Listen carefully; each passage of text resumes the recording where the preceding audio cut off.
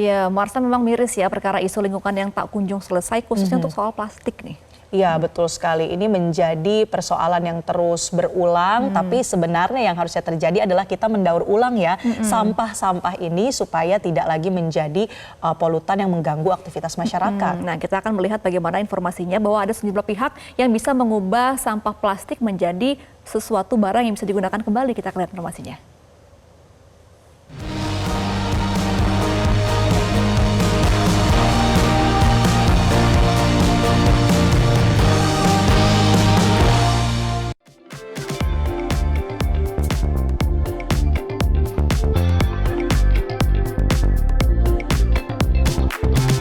Beberapa waktu lalu di jagat maya beredar informasi viral terkait penggunaan aset sekolah yang digunakan SMA Pangudi Luhur Jakarta berupa kursi belajar hasil olahan sampah plastik. Bekerja sama dengan Westgood, sebuah UMKM yang mengolah limbah plastik menjadi barang baru. Berangkat dari viralnya di media sosial, melambung pula nama Westgood. Ini ya saya cukup bersyukur alhamdulillah bisa dikasih kesempatan gitu ya sama SMA Pangudi Luhur. Dari pihak Pangudi Luhur itu ngontek saya gitu. Kalau memang sebenarnya di Pangudi Luhur ini udah ada program pengolahan sampah gitu ya. Yeah. Jadi dia pengen memang sekolahnya ini jadi part of eco-living lah. Dalam hal ini untuk konteks edukasi dan pendidikan ya. Jadi sempat dikontak, terus juga akhirnya coba jalan kerjasama dari berbagai macam pihak juga. Jadi nggak cuma kita sendiri aja, karena kita diminta untuk provide si top table-nya. Lalu untuk pengembangan si frame-nya itu ada lagi. Produk olahan dari Westgood bermacam-macam, mulai dari meja, tempat duduk, alas gelas, wadah tisu, dan lain-lain. Sejak pertengahan 2024, Westgood memproduksi limbah plastik menjadi barang jadi. Tidak hanya asal mengolah, Westgood mendaur ulang limbah dengan konsep seni, sehingga produk yang dihasilkan menarik mata. Westgood itu adalah sebuah usaha daur ulang plastik, ya, di mana kita memadukan antara kreativitas dan keberlanjutan gitu ya. Singkat cerita ya, pas saya SMA saya ikut Green School. Jadi Green School itu di sekolah saya sering mengolah sampah organik jadi kompos, kemudian kalau yang plastik kita jadiin tas, dijahit segala macam, sampai akhirnya saya memutuskan untuk mencoba untuk bermain di level kreatif yang lain dalam bentuk produk. Jadinya biasanya udah kreatif terus dituangin lagi dalam bentuk kreatif dalam bentuk pengolahan sampah, sampai akhirnya jadilah si Westgood ini. Kemarin kita mulai debut tahun 2004.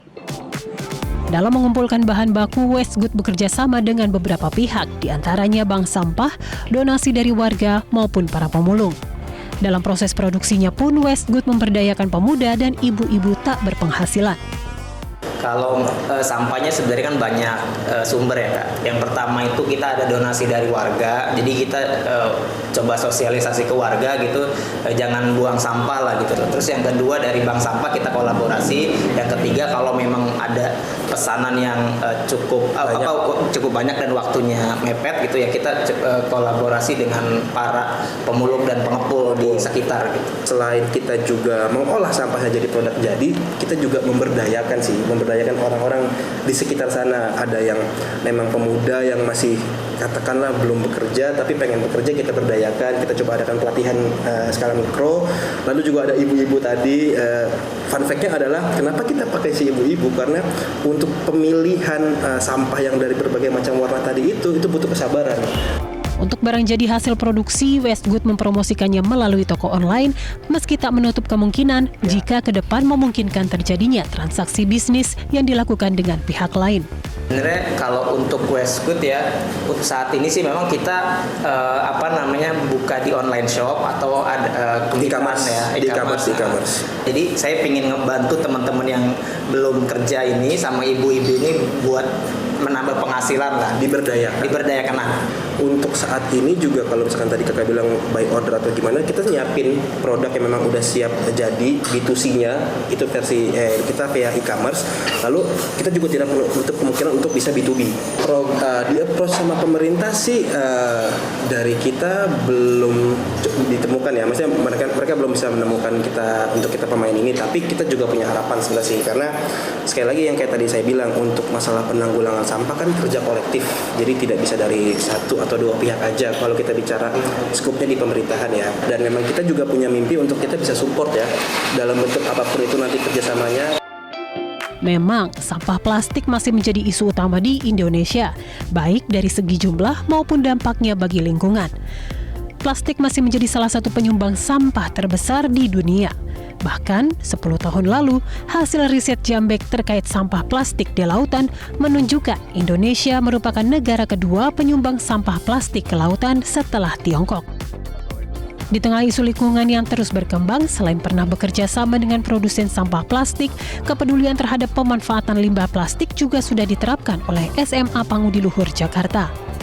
Salah satu guru SMA Pangudi Luhur, Agustinus Gigi Setijo Nuswantoro, mengajak para siswa untuk terjun langsung menghasilkan barang-barang dari olahan limbah untuk aset sekolah. Sang guru harus mencari cara kreatif untuk menarik minat siswa. Karena kami melihat bahwa salah satu untuk mempengaruhi generasi ke depan itu kan anak-anak ya. Bagaimana mereka peduli dengan lingkungannya, ini menjadi konsen kami juga. Nah, maka di program sekolah, selama itu bisa dimasukkan dalam program sekolah seperti kewirausahaan itu, akhirnya kami olah salah satunya ini, menjadi kursi yang ini di dalamnya ini botol aqua. Awal mula begitu ya, sehingga mereka akhirnya ada terpantik untuk ide-ide saya harus peduli lingkungan.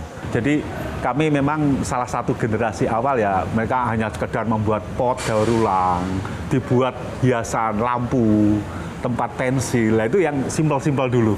Terus yang paling agak sedikit keren ini, menghasilkan kursi yang mereka bisa jual, ini harga 200.000 kalau nggak salah. Mereka jualan, Pak mau jual beli ini nggak? Mereka produksi hanya satu nggak apa-apa, tapi ini kreasi mereka, akhirnya ini. Tapi terus bertumbuh.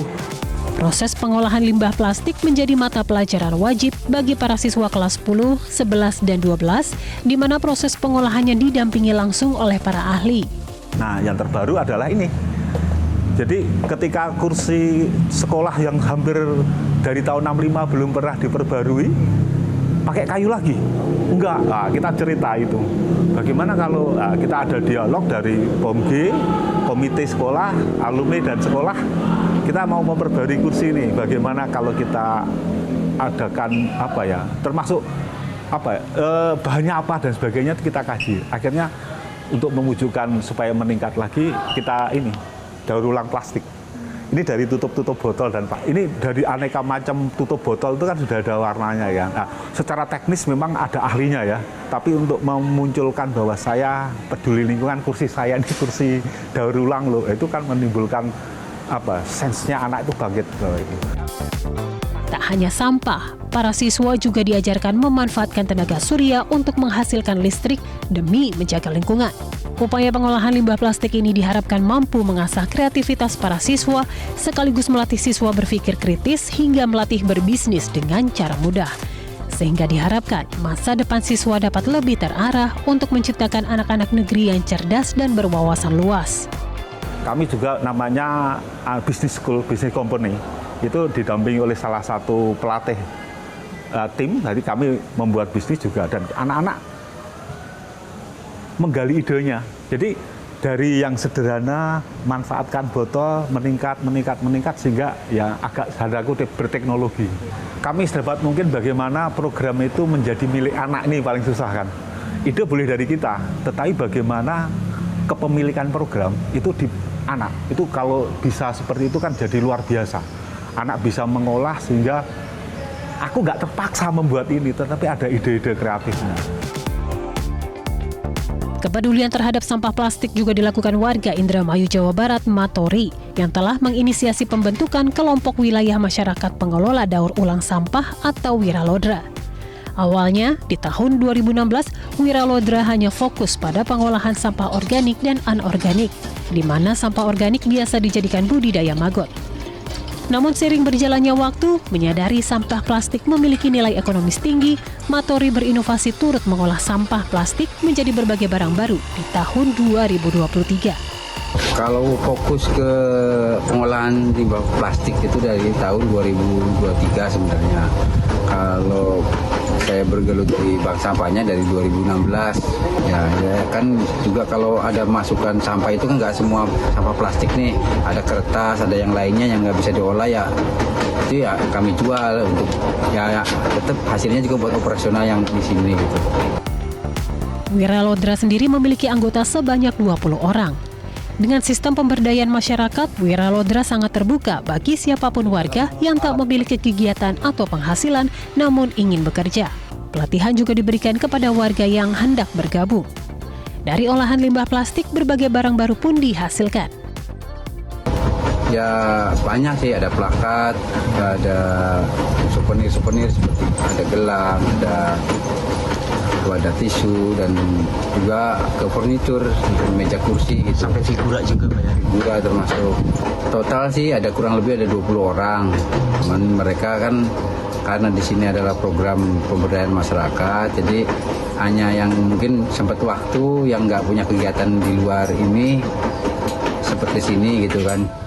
Itu apa namanya ada pelatihannya Pak ya untuk anggota-anggota juga? Ada pelatihan. Tentu, pengolahan sampah plastik tak bisa menjadi satu-satunya solusi akan permasalahan lingkungan. Mengurangi penggunaan plastik dan mendukung bisnis yang mengurangi sampah plastik juga diharapkan menjadi perhatian.